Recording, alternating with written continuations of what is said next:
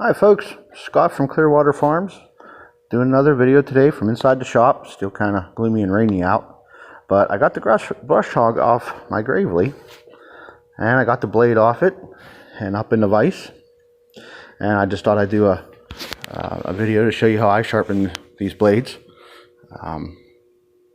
I've done a fair amount of blade sharpening in my life. Right out of high school I worked for a guy that owned a tractor shop, and he would go to auctions and bring home whole tractor trailer loads of mowers and bigger tractors and everything, and I spent all day servicing them, and I've sharpened out how many blades from doing that. So I'm not saying this is the only way to do it. I like to put it in a vise and use an angle grinder.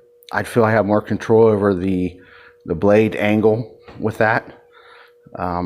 Some folks like to put them in a bench grinder and do them up that way, and that's fine. You know, oftentimes you just do what you got to do with what you got.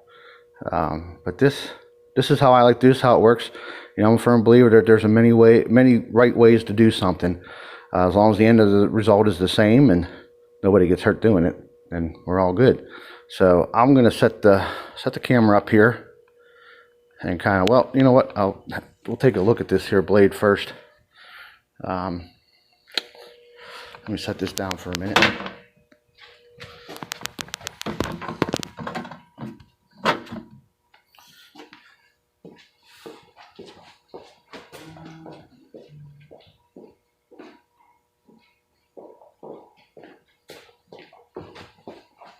Okay, got a light here so we can look at this a little more clearly.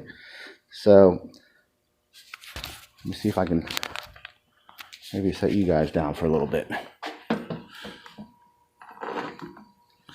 Let me move you over so you can see what I'm doing here.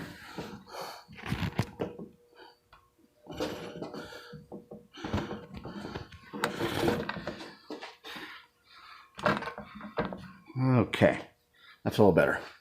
Okay, so right here on the end is where most of your cutting is going to happen. And you can see how this is curved down like that. That's a lot of wear. This should be more or less a straight angle out. So we lay a straight edge on it. You can see the amount of wear that's had. This blade is pretty much about the end of its life, but I'm going to get at least one more season out of it. But this is right where you want to think about in getting a new blade. This big curve tells you that. Also on the back side of this, it's actually curved in, because when this is sharp and you have the edge on here, this is the first thing to hit hard objects, rocks, stumps, whatever you got, and it will literally, when it hits that, it'll bend that up some and then roll it over. And so this angle on the end is in and curved down a lot. So this is where we're gonna have to spend most of our time grinding. As you slide back the edge here, there's some nicks and stuff out of it, but back here it's almost still sharp. This does very little cutting back here, but this here takes it all. So there's actually a fair amount of grinding we need to do. Now, whether you're using a bench grinder or an angle grinder, one of the things you want to avoid is discoloring this metal. You know, that happens from leaving a grinder in one place for too long. It'll get that blue and yellow haze, and you're actually altering the temperament of the steel. So you want to avoid that. You can't totally eliminate it. It happens, but you want to, you know, the key is to try to avoid that as much as possible, and go easy. Now, some folks will take a grinder and just want to go hog wild on this thing. But I find I try to work this thing in sections. So I'm going to spend a lot of time down here, and I'm going to easily go. I'm going to start back here on the back of this bevel first and get it down and work my way out with it, make a nice bevel, and then I'm going to work on this edge.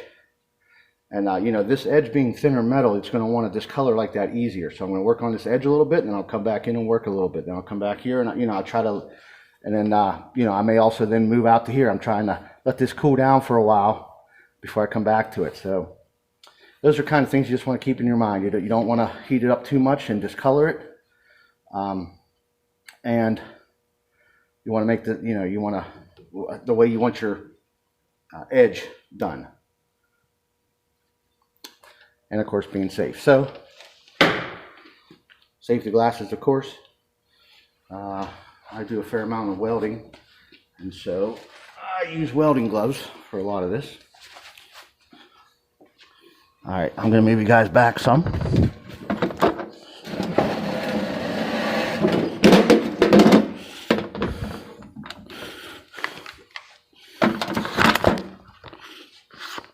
Well, I didn't want to go back that far.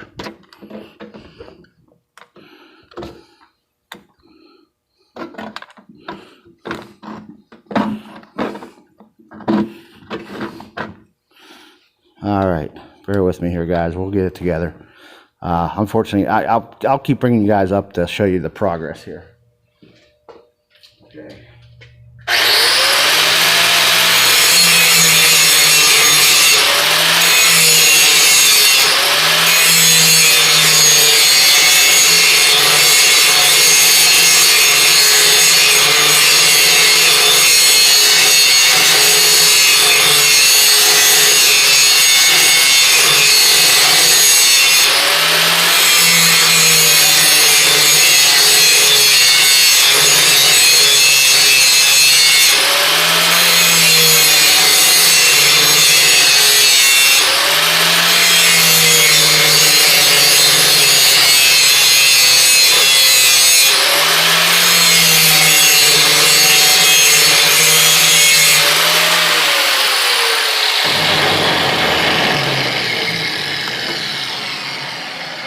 Okay, so start it right on the top of the bevel, right where it rounded over into the rest of the blade here, and start knocking that down just by going back and forth. Nice strokes. As you wear that down, the next pass, you move out the blade here some and go across it, and then feather it back in, and you just keep doing that. You keep working your way out to the edge. I don't start on the edge out here. You can, I guess you can, and then work your way back. But I like to, back here's where we're going to take a lot of metal off, because you have to match the outside with this. I'm not explaining that very clearly. It's not that you're matching this. It's that as you take off out here, you got to work that bevel back to back here, and back here you're going to be taking a lot more off to match than you will be out here. So I like to come in first and just knock this down, knock that whole top down. And I'll do that for a while, and I'll work my way out to the edge of the blade, pass, and then feather it back, and then come back out another one, pass, and then work it back. And then the actual edge of this blade takes only 1 or 2 passes to really get it sharp. Except for down here, we're going to have to work a bit down here because of how bad it is. But all right, I'll keep going.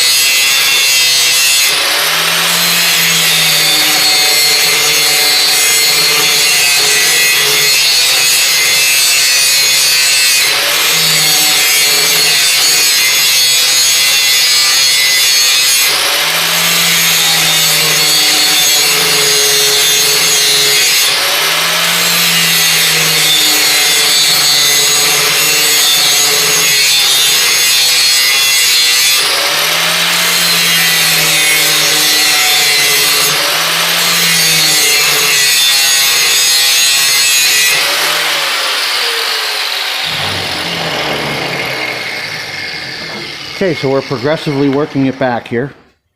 I know it probably just looks like shiny metal to you now, but back here, this part is sharp now.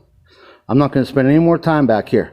You can see about this here nick. From here forward now, we do not have this edge sharp yet, but we're close. It's very close. From here to about here, it's very close. It's just going to need another couple passes across there, and as you pass across there, we'll feather it out. But So a couple passes and we'll have that, and then we'll spend quite a bit of time down here, like I said, trying to get this done. But back here's done. I'm not even going to touch that again. So, okay.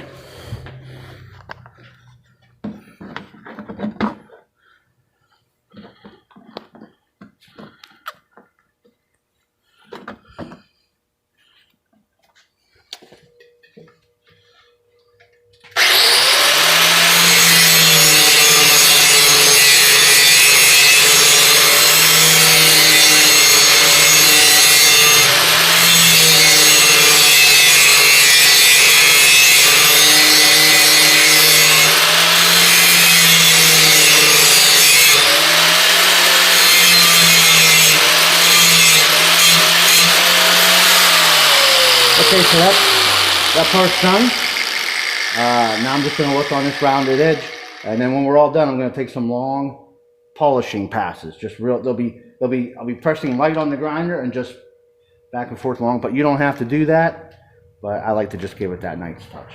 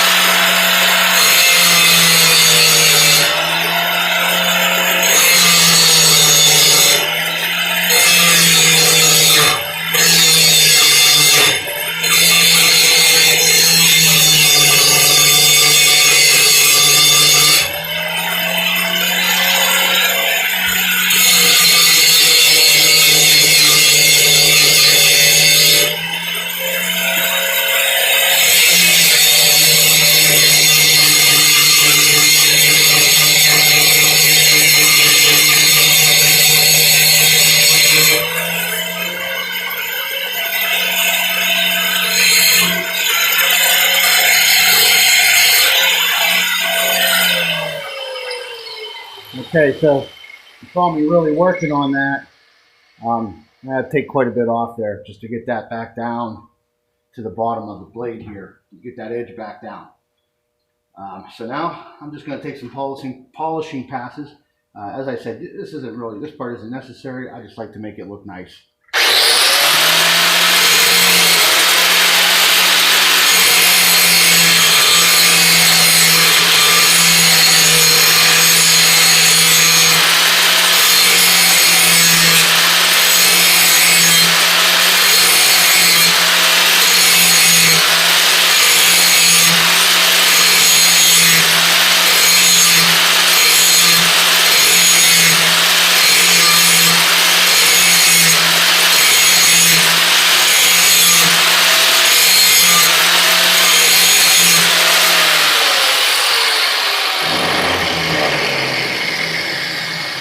Now, when it's all done, of course, this will create a burr on this edge. And some people like to take a file and they get that burr off there. That's fine. Not really necessary. After you mow with it for just a little while, it's going to knock itself off automatically. So I'm not going to bother with that. But there you have it, sharpened blade. This works for lawnmower finish blades as well as a brush hog blade like this too.